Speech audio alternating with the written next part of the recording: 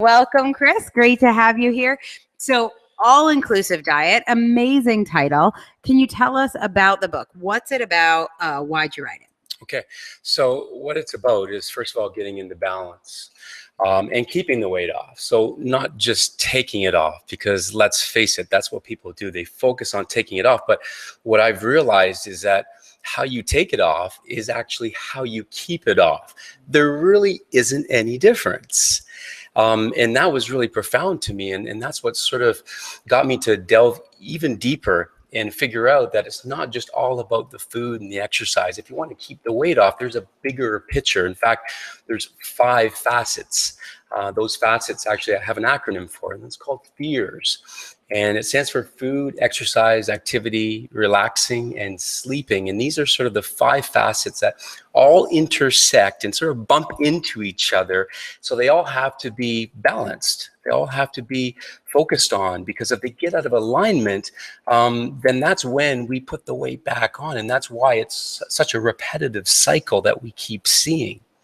So, right. So a lot of people will just, like, let's say, focus on drinking a couple shakes and having a healthy meal at night. And they're going to do that for 3 months and try and lose weight, but they're not really balancing all those other things. So what's the cycle that creates if you just kind of go on a diet, not an all-inclusive diet, but a diet? What's the difference between that? Yeah. So in regards to the food, correct? Yeah. So with the food, when we become really restrictive and rigid with our eating, we're basically setting ourselves up for failure, because realistically, there's no way we can sustain that kind of lifestyle. In fact, who would want to? Honestly, right? You just came back from Italy. I ate all the food in Italy. And, with my approach, there's room for all of that within reason, within balance. But I understand that that's part of living. And we need to live fully. And we need to live fully within the food facet as well. Because otherwise, we're just going to do another rigid, restrictive type of short-term diet that just keeps putting the pounds back on. So you're a pretty buff dude. And How do you know? I can see. We all can see. It's looking good. And I know that you have a background in fitness. So I think a lot of people who might be seeing you now might be thinking, like, this guy's going to want me to work out a lot. So how does exercise come into it? And, do people have to look like you in order for this approach to work for them? And this was actually a hard part of writing the book. I'm also an owner of a personal training studio from Toronto. And it was difficult to actually tell the truth, in the sense that there's more to it than just food and exercise. Again, coming from I'm a national bodybuilding champ, and I've also got this personal training studio. And here I am telling people that, food and exercise isn't the answer, that there's more to it. So that was really, really challenging for me. And this, again, all came about because I went through my own struggles. I basically had addiction problems, and those addiction problems led to another problem. I was overweight. And, through that struggle, which was actually a few years of figuring it out and getting back into balance, that's when I realized that this is the only way that it's possible. This is the only way that you can keep the weight off. Because this wasn't a lack of information. Like, you clearly knew what you needed to eat and how you needed to exercise. Right. So why weren't you doing it? Right. So one of those facets, as I mentioned, is the emotional facet. And that is the most powerful one. That's the one that's going to bump into the other facets the most. So when it comes to, understanding your emotions, being in touch with them, expressing your feelings, all of these things is what I discuss in the book. And let's face it, the last time that you failed with any type of diet program, it wasn't the food. If it was an exercise program, it wasn't the exercise.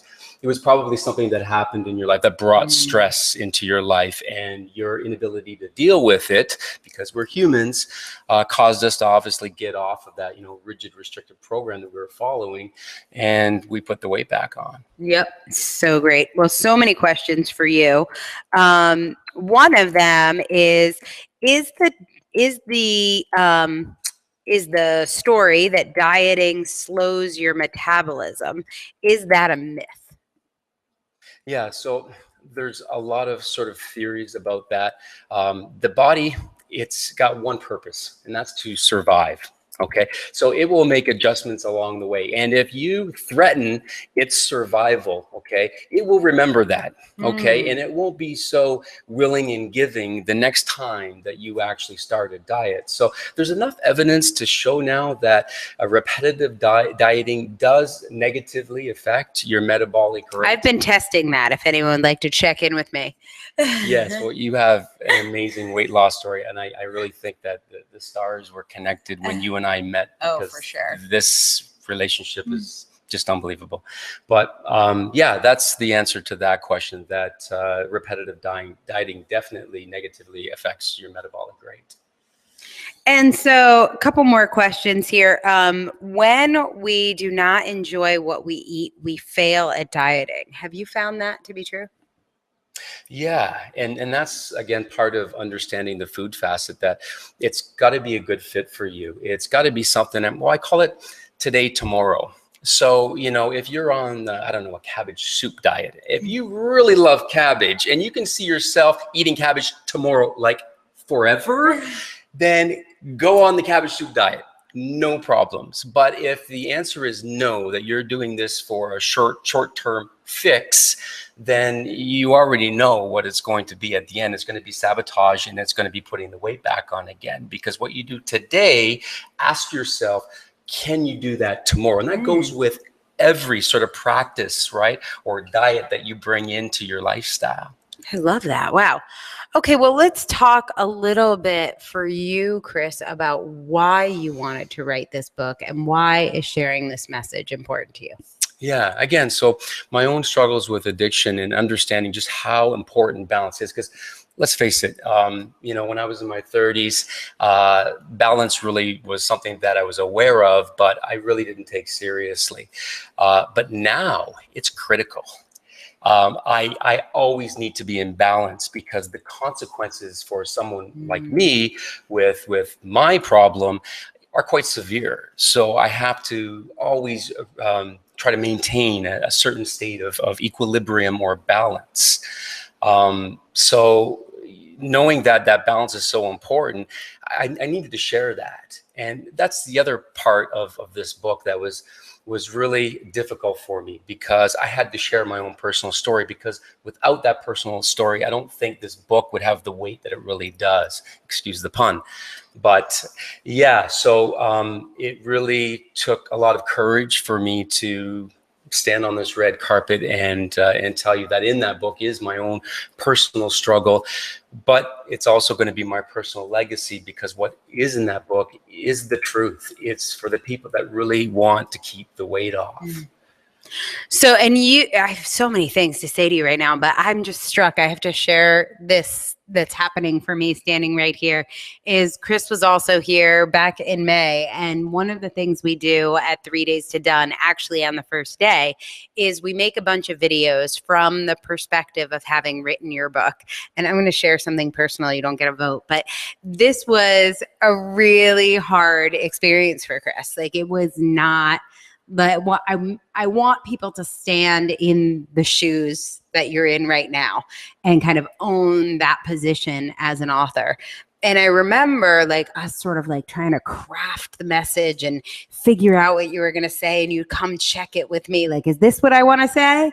And just to see the transformation of you standing next to me in a place that we stood just 2 months ago, I feel like I'm with a totally different human. Yeah. And I think that's because of the amount of full expression that goes into becoming an author and you know, borning a book into the universe.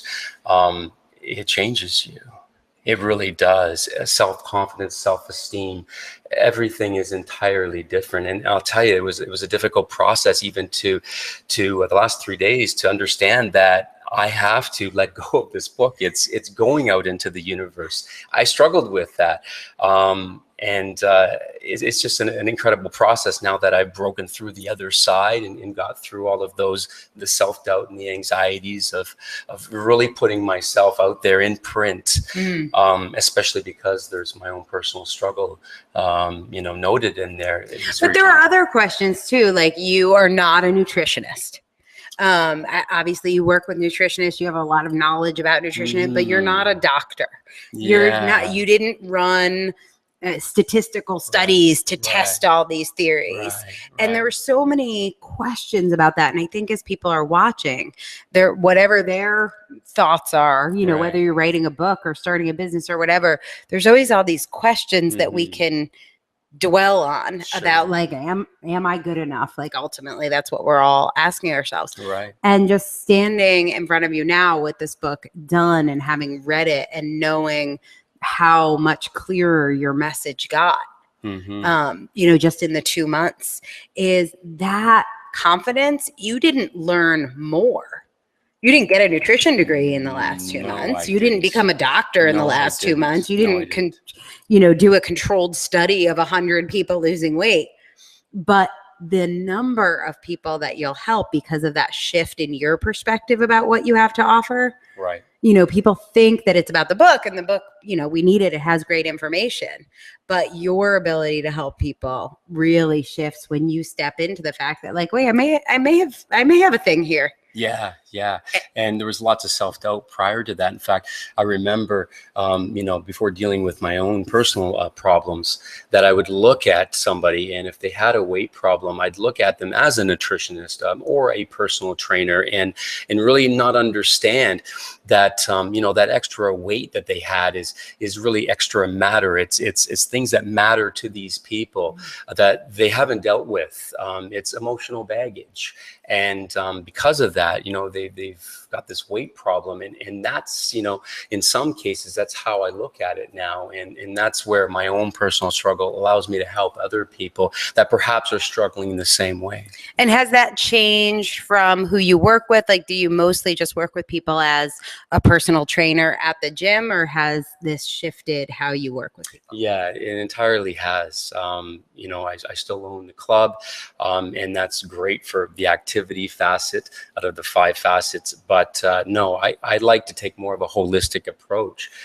So I do use practitioners in my program, nutritionists and psychosomatic practitioners, etc. But I really look at the big picture. I look at the whole person, because there's more than just food and exercise. Wow, that from the gym rat, isn't that what we're supposed to call you? There are so many comments here. Tanya wants to know your definition of balance. You can find that out in the book, Tanya. Mario wants to know about the Freedom 13 program. I don't know if that's in the book. Yeah, so that's my program. That's my coaching program, and I coach people across North America. We do that virtually, and if you're in my backyard in Toronto, then we do it in person. But typically, it's virtually, so it's over the computer. And we do small groups, and it's a 13-week program. And the objective of the 13 weeks is to keep the weight off, not just take the weight off. That's awesome. Pam says that your comeback is inspiring. I agree. Kris is an amazing author. Go ahead and pick up a copy of All Inclusive Diet. You can see the link right there on the screen. And we're going to keep talking weight loss for a minute. Kris, thank you so much. Congratulations on your book. Thank you. Lost story going.